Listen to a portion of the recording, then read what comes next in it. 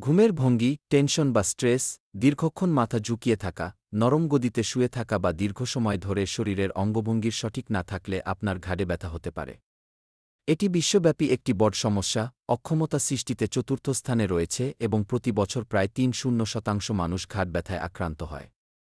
ঘাড় ব্যথার কারণ: ভুল দেহভঙ্গি, বয়সজনিত হাড়ের ক্ষয়রোগ, নার্ভের সমস্যা, আঘাতজনিত কারণ, ঘাড়ে অতিরিক্ত হাড় বৃদ্ধি পাওয়া, প্যাথোলজিক্যাল ডিজিজ।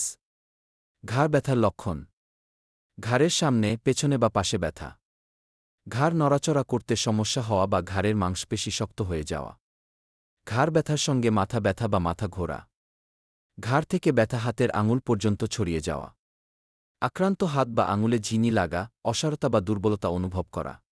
ঘাড় ব্যথার চিকিৎসা: মাংসপেশির ওপর চাপ কমাতে কিছুদিন ঘাড়ের কাজ কম করে বিশ্রামে থাকা, ঘাড়ের জন্য হালকা স্ট্রেচিং ও মাংসপেশির শক্তি বৃদ্ধির জন্য ব্যায়াম করা।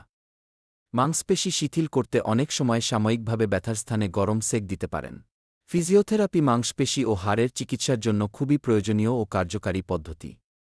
এক্ষেত্রে ব্যথার কারণ অনুযায়ী একজন ফিজিওথেরাপি চিকিৎসক চিকিৎসা দিয়ে থাকেন। প্যারাসিটামল বা আইবুপ্রোফেন এই ধরনের ওষুধ দীর্ঘমেয়াদী ব্যবহার স্বাস্থ্যের জন্য ক্ষতিকর, তাই অবশ্যই একজন চিকিৎসকের পরামর্শ নিয়ে সেবন করতে হবে।